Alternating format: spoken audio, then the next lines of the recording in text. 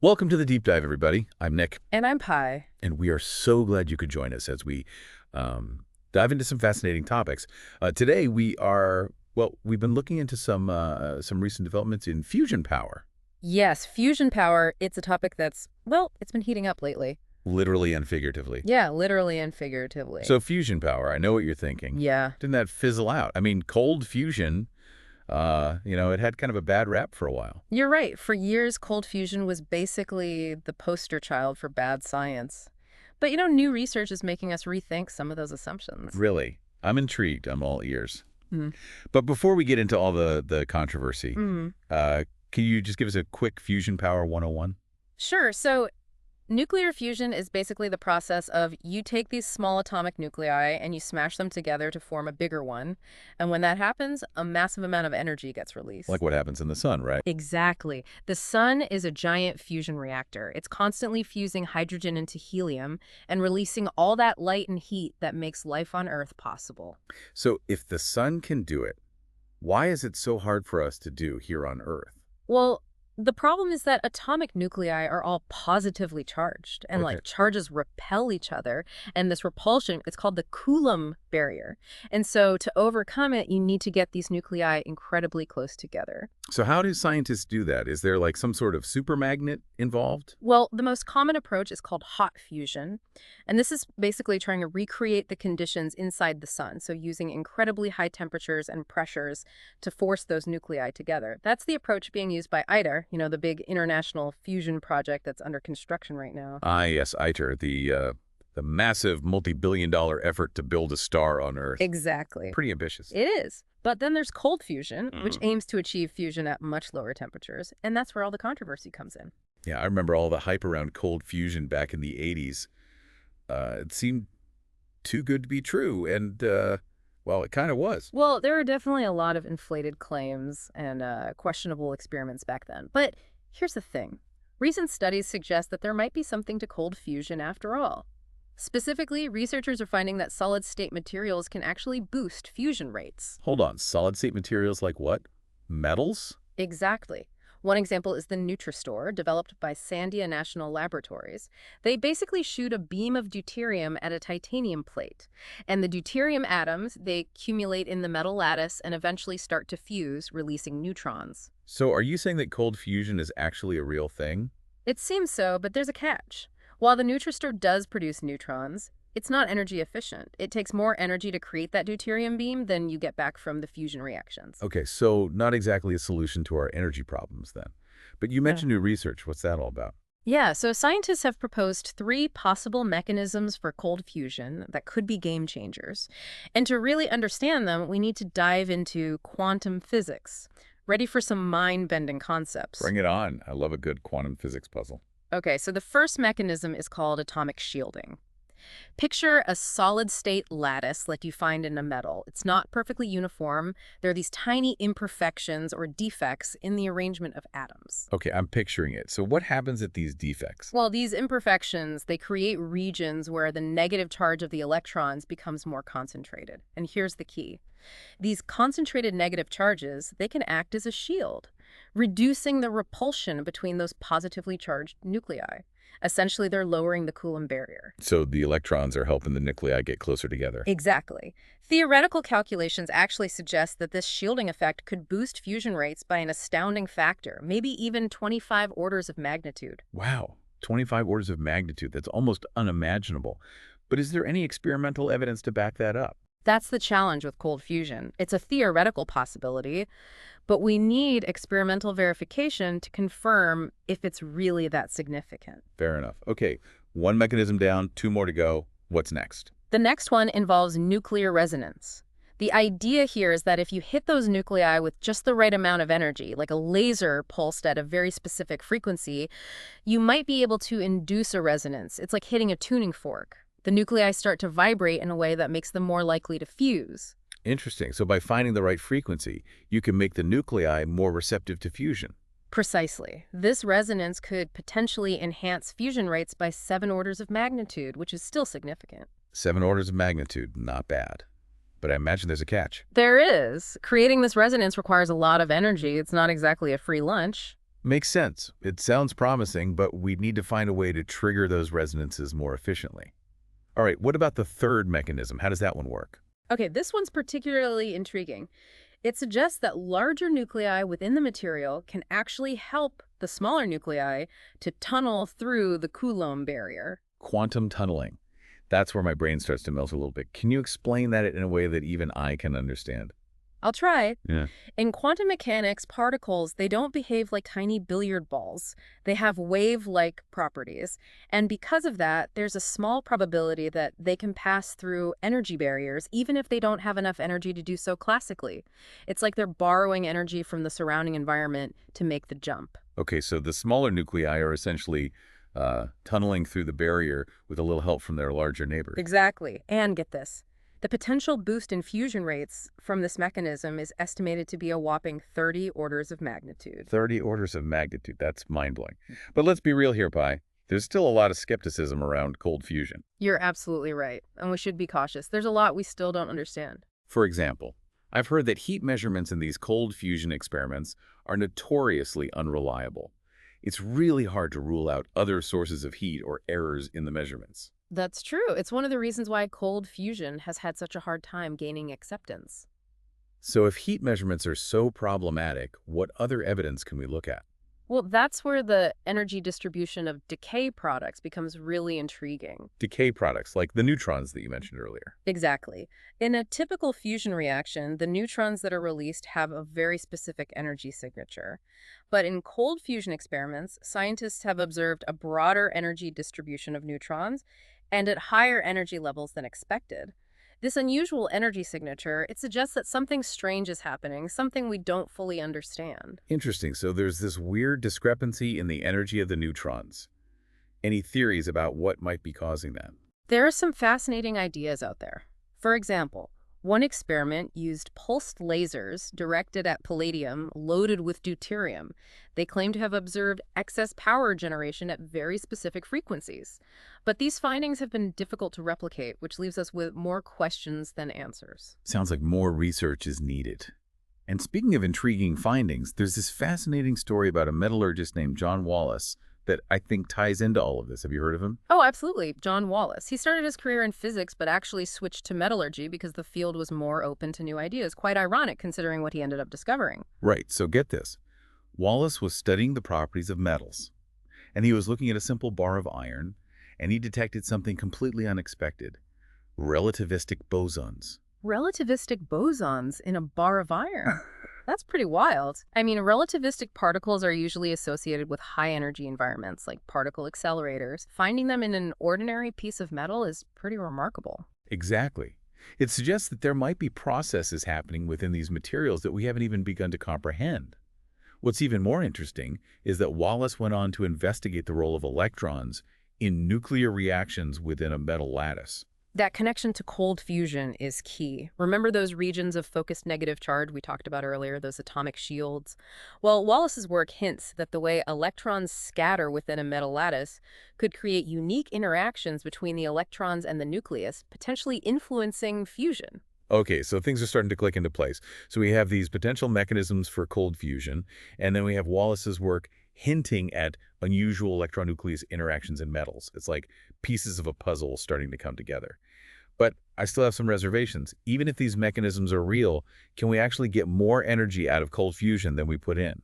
That's $1 million question, isn't it? The power output in most cold fusion experiments has been very close to the input, if not lower. So it seems like we're still a long way from a cold fusion-powered future. Maybe, but I think it's important to remember that we still have these huge gaps in our understanding of nuclear physics and material science, especially at the low energy scales that are relevant to cold fusion. So you're saying there could be things happening in these materials that we just haven't discovered or fully explained yet? Exactly. There might be entirely new physics hidden within these materials just waiting to be uncovered. And given the potential benefits of cold fusion, clean, limitless energy, I think it's worth exploring further. Wouldn't you agree, Nick? I do. The potential payoff is too great to ignore. But as always, extraordinary claims require extraordinary evidence. So while I'm intrigued, I think we need to see much more robust and replicable results before we start celebrating a cold fusion-powered future. I'm curious to hear more about John Wallace's work and those high-energy physics experiments that you mentioned. Well, that's a great place to pick up in part 2 of our deep dive. Stay tuned. Welcome back to the deep dive. We're about to venture into the quantum realm, so get ready for things to get a bit strange. I am strapped in and ready for more. So before the break, we were talking about John Wallace, the metallurgist who found those relativistic bosons in a bar of iron. Right, and his work opens up a whole new way of thinking about the role of electrons in nuclear reactions. Traditionally, physicists have treated electrons and nuclei as kind of separate entities. Electrons, they orbit the nucleus, sure, but they weren't really thought to directly influence those nuclear processes like fusion. The energies involved in those reactions just seemed way too high for electrons to really play a significant role. So electrons were just kind of along for the ride, so to speak. Exactly. But Wallace's work challenges that assumption. You see, he was investigating a phenomenon called the anomalous Eddington current effect, which had been observed in metals but never fully explained. And what he found was startling. When he sent a specific frequency of electromagnetic waves through a bar of iron, he detected those waves moving through the metal much faster than expected. The velocity suggested the presence of particles with, get this, a ridiculously low mass, about 1 billion times lighter than an electron. 1 billion times lighter than an electron. It's almost non-existent. It is incredibly tiny, and that's what makes it so perplexing. These particles are bosons, which are force carriers like photons, but unlike photons, these bosons have mass, and their mass is inexplicably small. Okay, so we have these mysterious superlight bosons zipping around inside a piece of metal. But how does this connect to cold fusion? That's the million-dollar question. Here's where things get a little speculative, but it's worth considering. Remember those atomic shields we talked about? Those regions of focused negative charge within a metal lattice? What if those bosons, those force carriers, are mediating the interaction between the electrons and the nucleus within those shielded regions? You mean like they're acting as these tiny messengers, Yeah, facilitating a type of communication between the electrons and the nucleus that wouldn't normally happen? precisely. And what if that communication, that interaction, is somehow lowering the Coulomb barrier, making fusion more likely? I'm starting to see how this all fits together, but is there any other evidence that might support this idea? There is, and it comes from a seemingly unrelated field, high-energy physics, specifically from experiments at the Jefferson Lab where they've been studying the structure of atomic nuclei. High-energy physics. I thought we were talking about low-energy processes like cold fusion. I know it seems strange, but bear with me. At Jefferson Lab, they use high-energy electrons to probe the inside of nuclei, kind of like a super-powered microscope.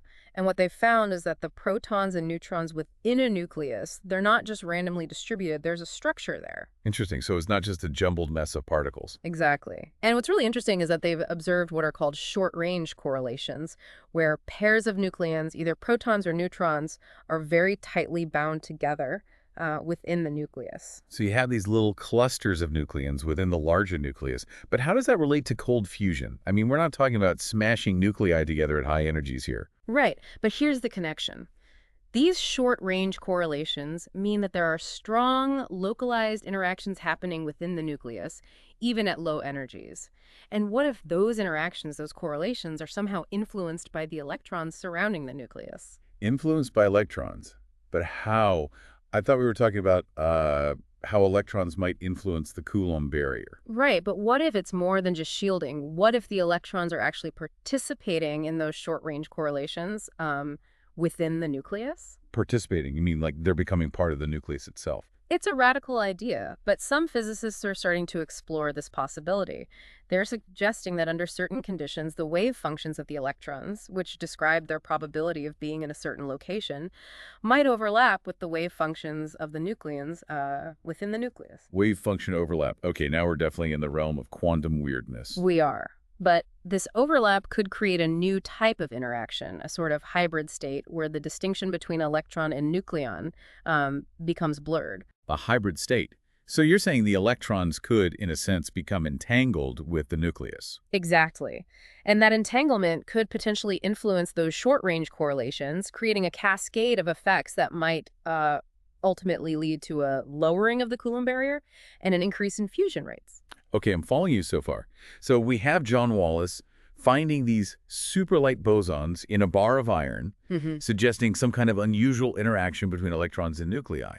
And then we have these high-energy physics experiments showing that there's more to the structure of the nucleus than we thought, with these tightly bound clusters of nucleons. It's like you're suggesting that these two seemingly unrelated phenomena might be connected in some way. That's exactly what I'm suggesting. It's a bold claim, I know, Yeah. but that's what makes this whole field so exciting. We're potentially on the verge of a completely new understanding of how matter behaves at the most fundamental level. This is all incredibly mind-bending, but I have to ask, what about those who are still skeptical of cold fusion? What are their arguments against it?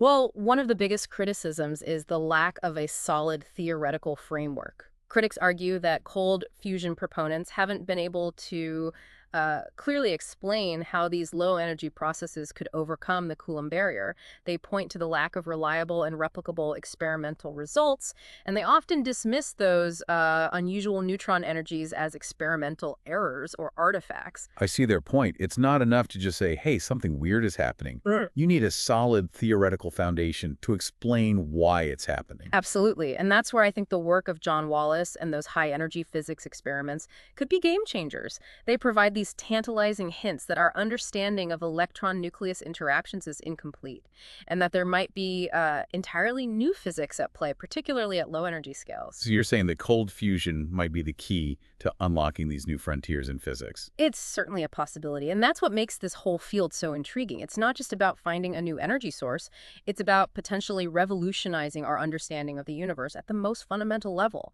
It sounds like we're at a crossroads in our understanding of physics.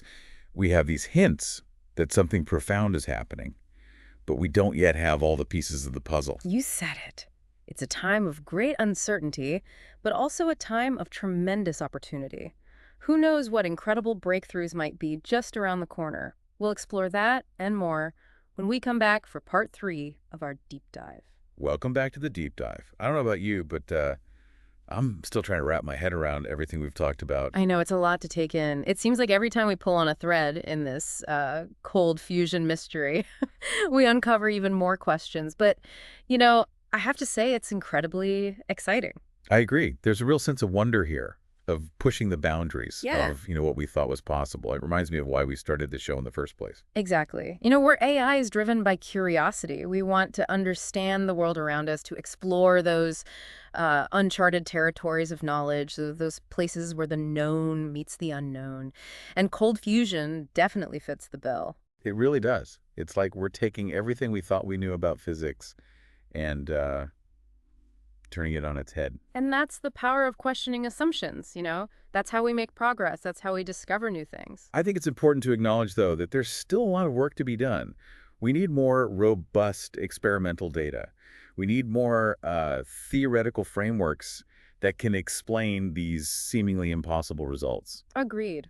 But, the fact that researchers are even willing to consider these unconventional ideas is a sign that the field is changing.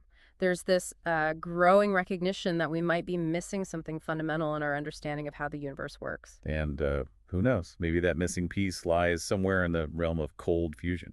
It's a possibility. It's a long shot, for sure. But the potential payoff is so huge, I think it's worth the risk. Imagine a world powered by clean, limitless energy from cold fusion. I mean, it would be a game changer for humanity. It would be revolutionary. But even if cold fusion doesn't turn out to be the answer to our energy problems, I think the research itself is valuable, pushing us to ask deeper questions, to challenge the status quo, to explore new ways of thinking about the universe. Couldn't have said it better myself. And who knows, maybe our AI curiosity will be the spark that ignites a scientific revolution, one that leads to a cleaner, more sustainable future for everyone. Now that's a thought worth pondering. Well, folks, that's about all the time we have for today's deep dive into the world of fusion power. We've covered a lot of ground, from the basics of nuclear fusion to the mind-bending realm of quantum physics. We've explored new theoretical mechanisms for cold fusion, examined the evidence, and grappled with the skepticism and the hope that surround this controversial field. And as always, we've left you with more questions than answers, more mysteries to ponder, more avenues to explore. So we encourage you to continue the journey of discovery. Read those research papers, dig into the data, challenge those long-held assumptions. You never know what you might find. Until next time, keep exploring, keep learning, and keep diving deep. Goodbye, everyone.